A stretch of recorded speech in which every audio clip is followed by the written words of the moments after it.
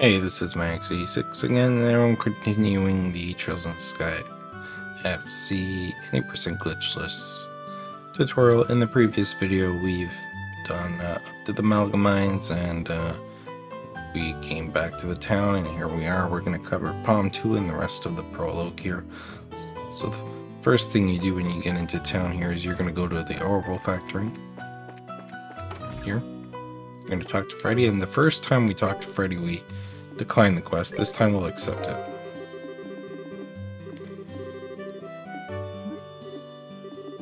So he's going to give us a quest to go back on Mitch Mellon Road, which we go exactly where the Palm 1 fight was.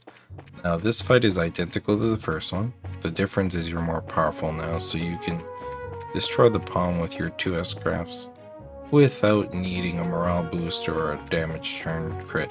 So the only requirement is making sure Estelle lands her attack onto the Palm to the bonus Sepith turn.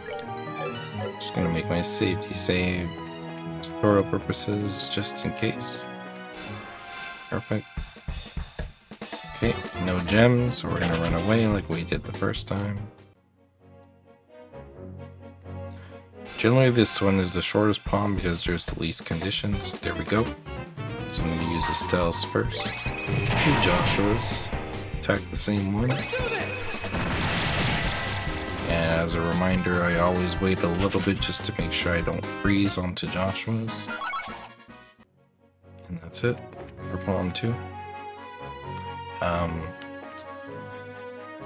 What we're going to do now is we're going to prepare for the next quest, which is what we've accepted. There you go.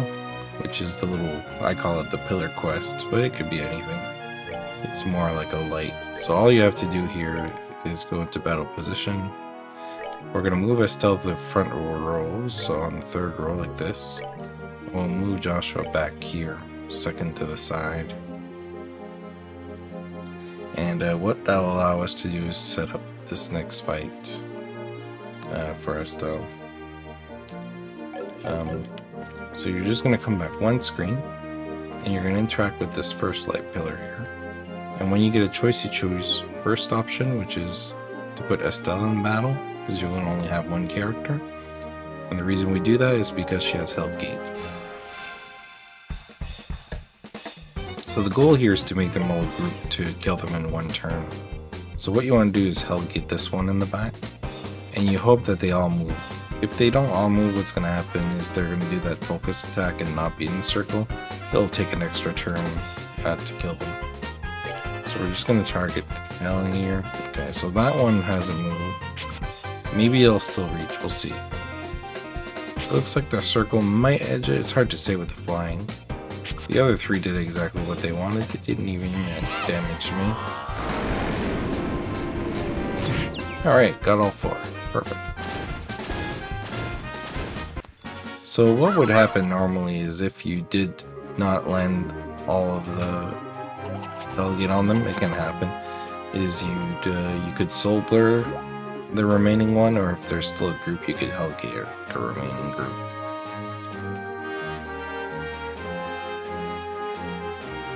Okay, and that's it for that fight. There's not too much complicated. Most of the time you'll get it, but they have a small chance of doing that skill that doesn't let them move. As soon as you're done this fight, we're going to go back to Berlant. We're going to go talk to Freddy and turn that quest in. He's going to give us MP2, which is a core part of this speedrun, and we'll find that out soon enough.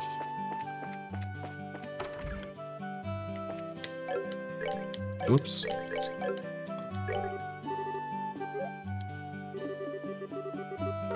Okay. So what we're going to do is, not only after you return the quest, we're going to do two things. First, we're going to go into slot. We're going to go to Joshua. We're going to unlock his slot 2 and his slot 3. Very important.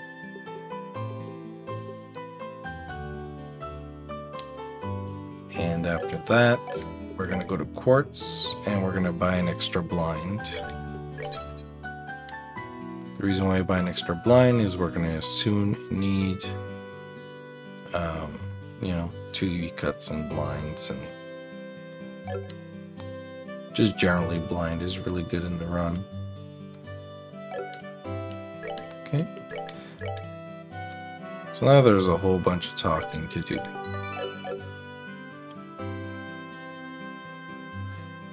So the first thing you want to do after you buy those things, you want to go straight to the mayor's house, and you want to go upstairs into the mayor's room, which is right over here. There's a small cutscene here with Josette just texting. There's no choice or anything.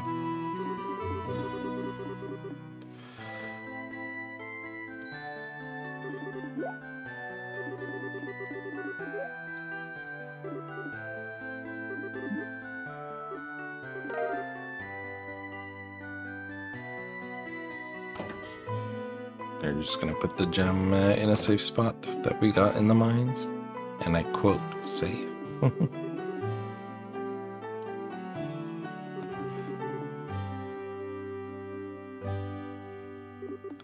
Right, so now that we're done the little tech scene at the mayor's, we're gonna go straight to the guild and talk to Aina.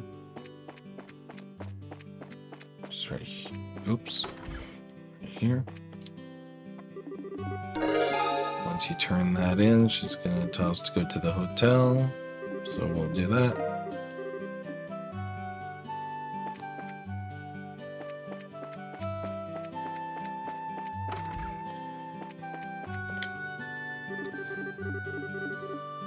And once you talk to the receptionist, you're gonna go to the admin bar, which is just down here. And we're gonna talk to Niall, which is right here.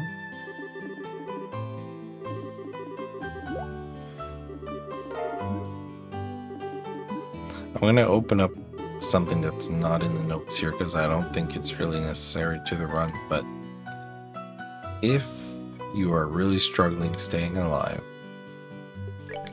you know, maybe this is your first time doing this like I did it in the beginning, you can buy 11 flowery sodas here. And what that will do is give you an item that can heal you extra. You're going to naturally pick up 5 healing items.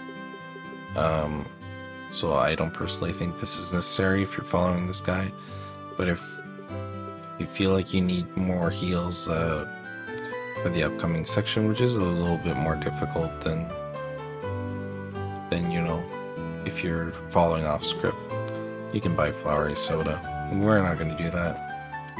You leave the bar with Niall and you go back to the Orbital Factory, and this time we got a little tech scene with Dorothy.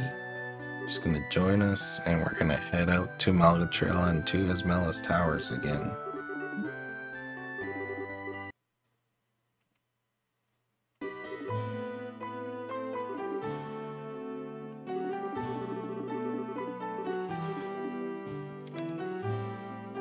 Well, just to stay consistent, I always like to put my camera pointing to the north like this.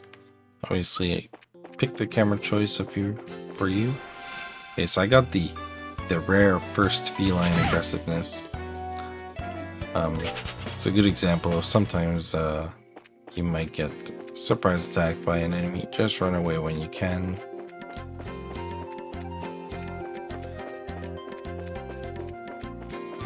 I'm gonna take a left here.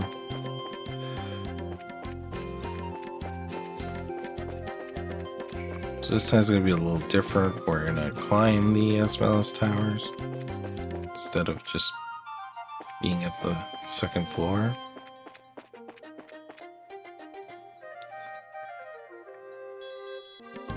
It's just a little tech scene here where Dorothy's gonna take some pictures of the tower.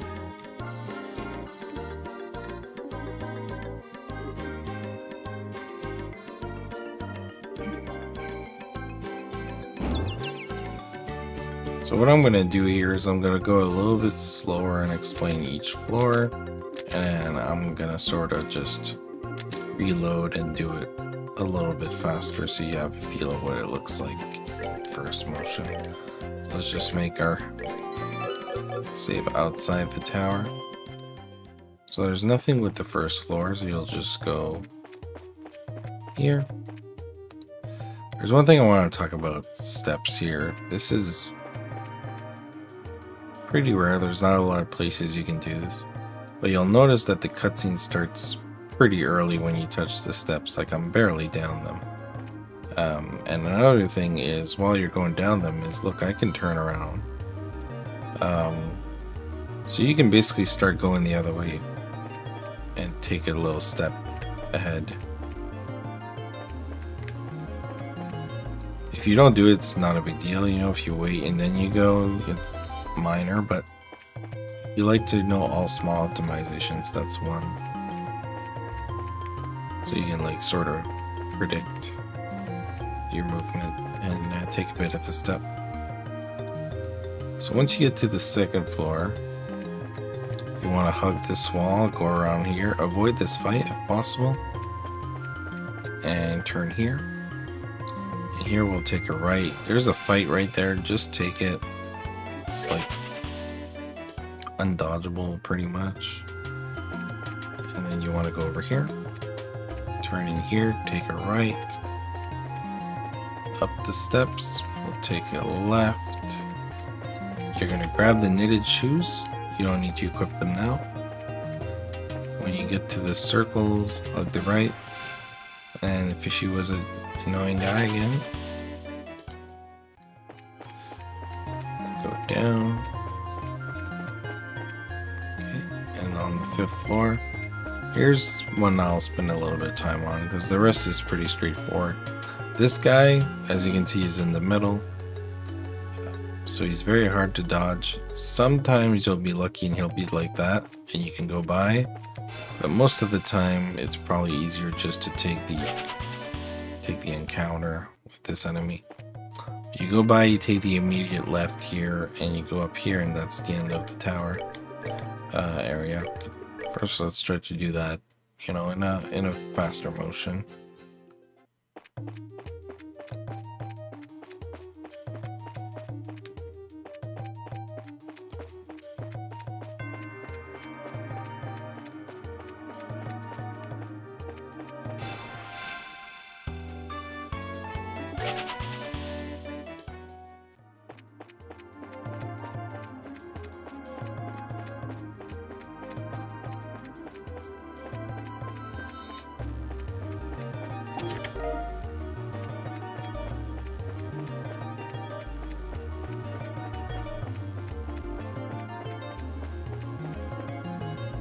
Oops.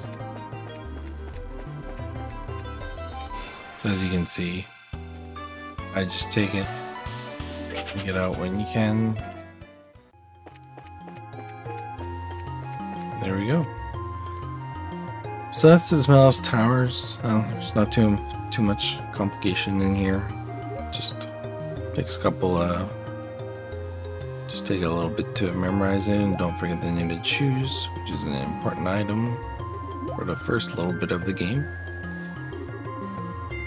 And here's just a text scene with Professor Alba. You shouldn't trust professors, but they didn't know that it was the first game. Oh, it's pretty simple here. We're just going to talk to everybody in order. We'll talk to Niall, Dorothy, Professor, and then Joshua to get out of here.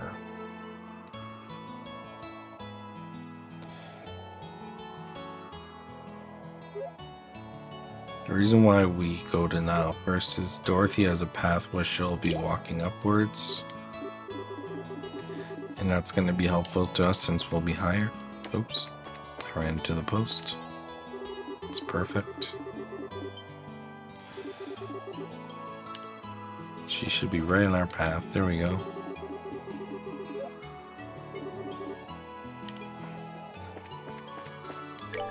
Oops. Try to talk to the professor as quick as you can. I mean, there's like a bit of a gap here before you can talk to somebody, but it's not This, by the way, this is something I want to talk about. If you go too deep in here, sometimes he can block you. So you want to be careful when you talk to him that you don't overstep. I usually like to talk to him around here. I definitely don't like to cross the line, because as you can see, he can block your way. See? It happens. Anyway, so after you're done talking to Alba, you can talk to Joshua.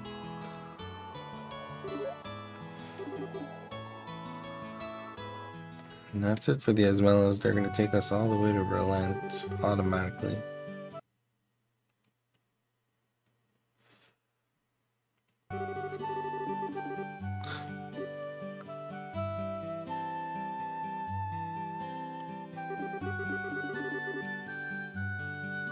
So we're going to head straight to the guild as soon as you have player control. Right here. Now here, as you can see, I ran into the flower posts. I do like to reverse the camera and like this time. Into the guild. Here you can talk to Aina or Shara. Doesn't matter which one you interact with. Then the mayor is going to show up and we're going to have the little investigation scene. Now, the one thing I want to say about the investigation scene is the first thing. So the first thing we're going to do is check outside. If you check outside fast enough and come back inside, the music is going to restart. If the music restarts, it means you were fast enough. If the music doesn't restart, it means you were slow. So you interact with the gate here, come back inside. You see how the music restarted? That means you're fast enough. You interact with the safe.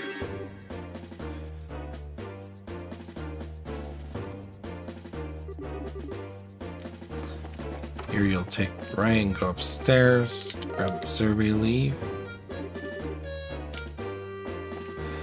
Come in here, talk to the maid. Here, talk to the other one. It's more like the mayor's wife. You'll then to leave here and get the door checked. Talk to Shara, select option 2, and then select option 1 4 times.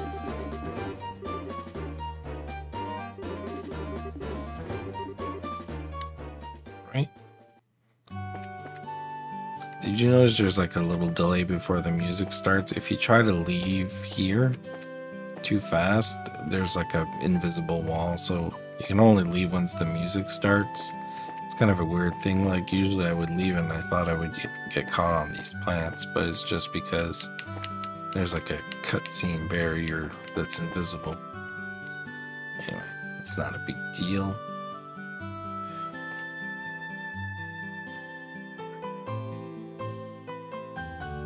Just give me a sec. I'm just making sure I got everything with my notes lined up. Okay.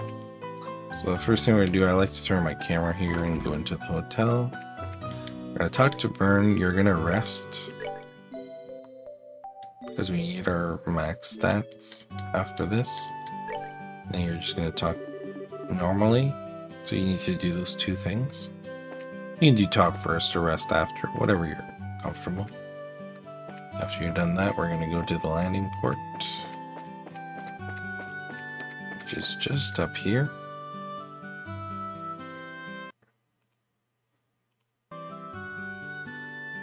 One sec. There we go. Okay. We're going to talk to Alan, which is this guy right here.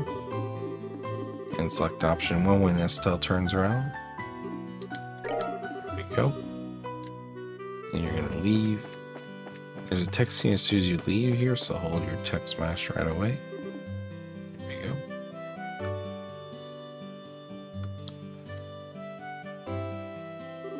So we're going to go out to Lee's Highway here, and we're going to do the Rhino Cider fight. Josette, which is like the final part of this tutorial. So the Rhino Cider fight is important. I've simplified it in the tutorial so the fight is the same for you every time. What you do need to note is if Estelle gets hit by the Rhino and if Estelle misses. If ideally you don't want any of that to happen, but it's possible. You just keep following the trail here and you'll get to this bridge.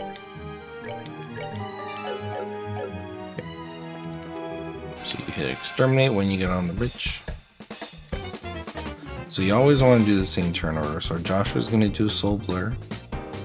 Estelle will attack autos. And Cheryl will do Firebolt. And you'll do that for 2 turns. So the reason why you attack with Estelle, you want her to stay in the front here. And you want him to damage Estelle like that to build a lot of CP. So that's exactly what you want. And then you'll repeat. Firebolt is good against this enemy. And Cheryl has an natively. So you're going to repeat that, Soul Blur, Firebolt, attack, and you want Estelle to hit a second time. Perfect. So that's the ideal scenario. Nobody has missed. So I'll be able to show you guys the ideal scenario, and then I'll sort of load a state and show you what you would do if it's not the ideal scenario. Okay, so as soon as you're done this, Estelle is low, so you'll want to heal her. And go to items, use Tear Balm once on her. Just gonna do it. Like when you see me do these saves, you can definitely do one yourself. So you can, but again, I have a lot of saves made for you if you have the pack. So those pigs are pretty hard to dodge, but if you take a moment, you can see what their back is. Go for that. This is Mistwall. So this first screen is pretty tight to dodge, so be very mindful when you're walking through here. There's a lot of bees and little stuff, and there's not a lot of room.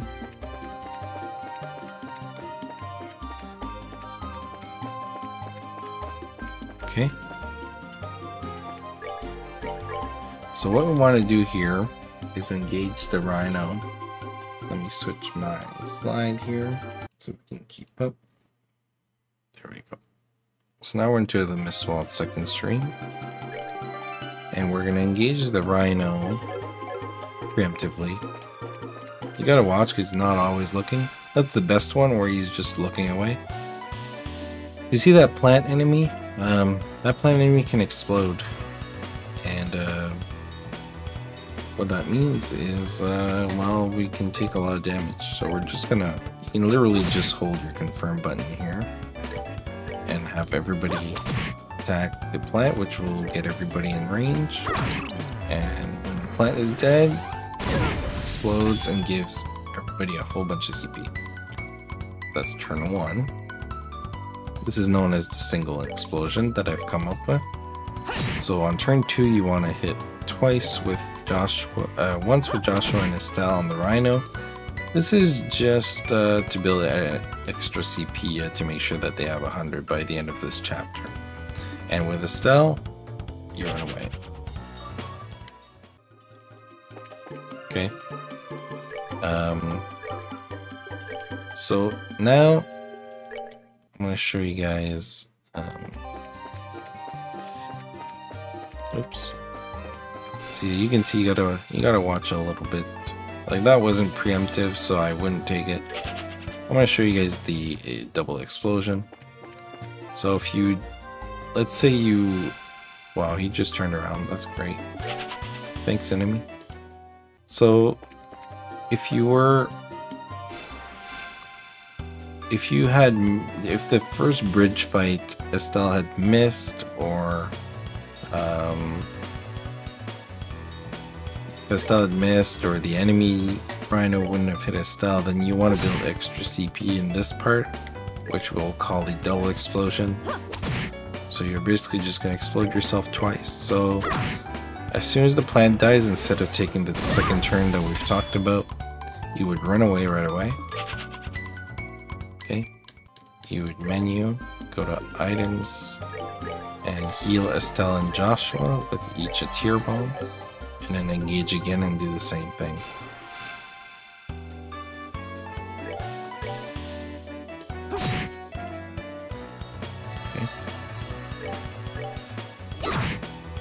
So this is an original strat by the current world record holder as this video is made, Ravisa, a Japanese runner, that found out this explosion strat, which is extremely useful.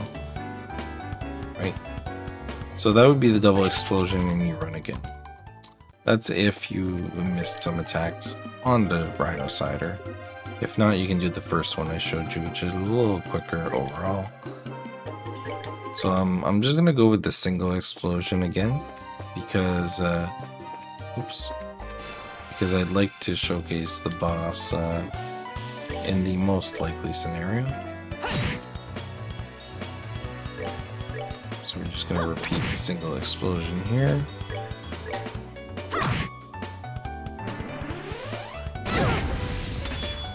So here I'm literally just holding confirm because I know Joshua and Shara are coming up. When she's queued, then I let go and I run away with Estelle. Okay. Alright. So now let's talk about that was scenario A and B, so single and double explosion for the Rhino. Based on what happened on the bridge. Now we're gonna set up for the Joseph fight. So what I recommend here is first I'm just gonna save, be sure, because there's an annoying encounter here, this little gas guy. Careful. So before I transition here, I like to menu here. So this is the Joseph menuing. So note that you can do this in any order. I like to go go basically from right to left when I can, so tactics, items, orbs, equip, but just go with what you feel. So we're going to go in battle position and we're going to take Estelle and we're going to put her to the back right here. That's the first thing we're going to do. You're going to go to Orbment, select Estelle, and we need EP cut on Joshua, so you're going to select the second one. EP cut 1, you're going to replace it with HP 1. So in the guide when I say S2 HP 1, I mean slot 2 put HP 1. So that's what you do. And we do need to heal Estelle for this fight, and she does have tier when we equip this, so you're just going to go to right to tier and heal her. If you press right, you'll go right on to tier from HP 1. Then on Joshua, on slot 1 you're going to put blind, on slot 2 you'll put EP cut 1, and on Shara, you'll put impede 2 in slot 1. And the reason we put impede 2, you'll notice in her orbital art section, we're getting Aerial. Aerial is one of the best, if not the best, early game skill that we can get due to its large radius. Okay. That's it for orbs, and finally you'll go to equip, select Estelle and boots, and equip the knitted shoes.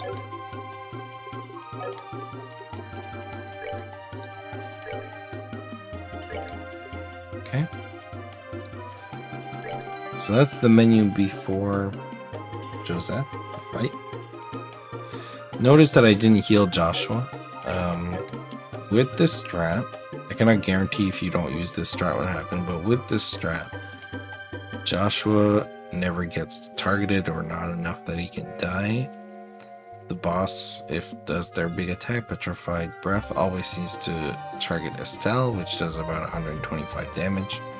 That's why I am healing her, to be sure, in case that happens.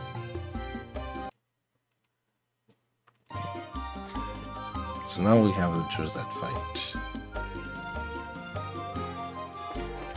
It's not too much of a difficult fight. So the only thing you need to keep in mind here is Estelle needs to finish the fight. We'll select option 1 here when it comes back to us.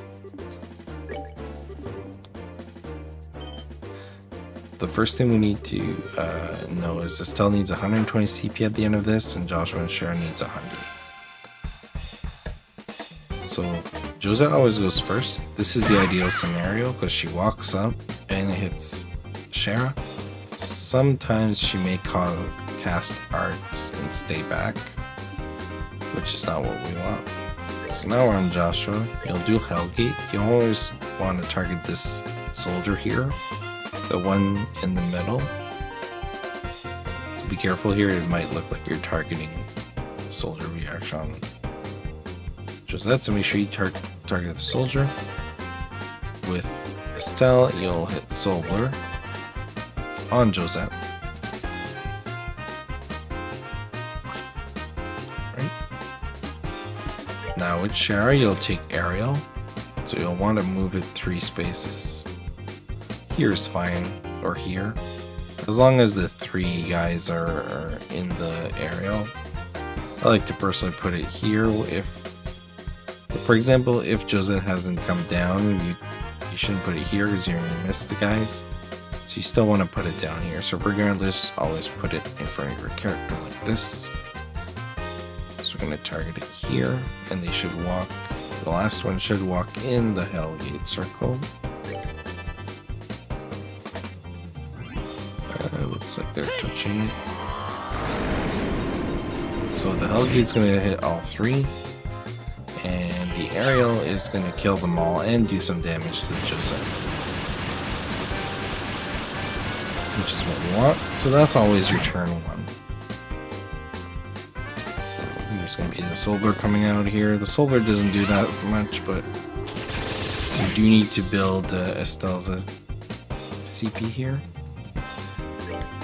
So turn 2, you want to Hellgate. And if you really want to, let's say you're really ahead in CP and they all have their target, which is not my case, you could do Aerial, which is a little bit longer but does a lot more damage to Shara. I still want to build CP, so I'm going to do Firebolt, which is a lot faster. And she got stunned this time, so we might not see her get a heal or a skill or anything like that, so that's the ideal scenario.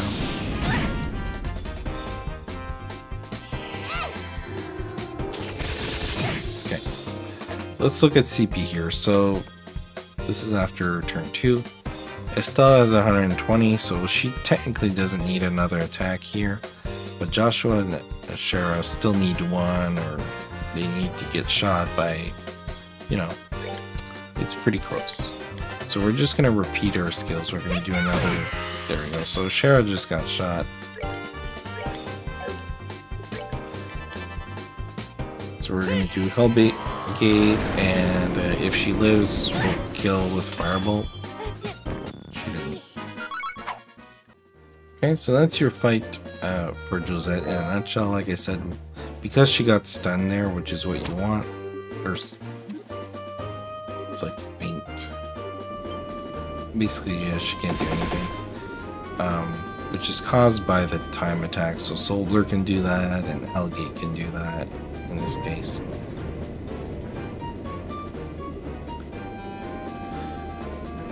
And yeah, we didn't see the Petrobras Breath, but that's okay. Petrobras Breath will hit Estelle for 125. She'll still survive. We still do the same order of attacks. Yeah, and that's it for the prologue. You know, there's a few minutes of text or whatnot here, or it's almost done. But yeah, we'll just make sure we get through it, and that'll be the end of the prologue. So the prologue has a little bit of, like a lot of games, there's not a lot of tools to fight yourself out of issues, so you might run into issues in the prologue before you get powerful. And that's kind of the early RPG thing. Yeah, officially on the screen. This is where I like to split the end of the prologues. when you hit next chapter here. So next chapter will be the disappearance of the Linde. We will cover that into another video.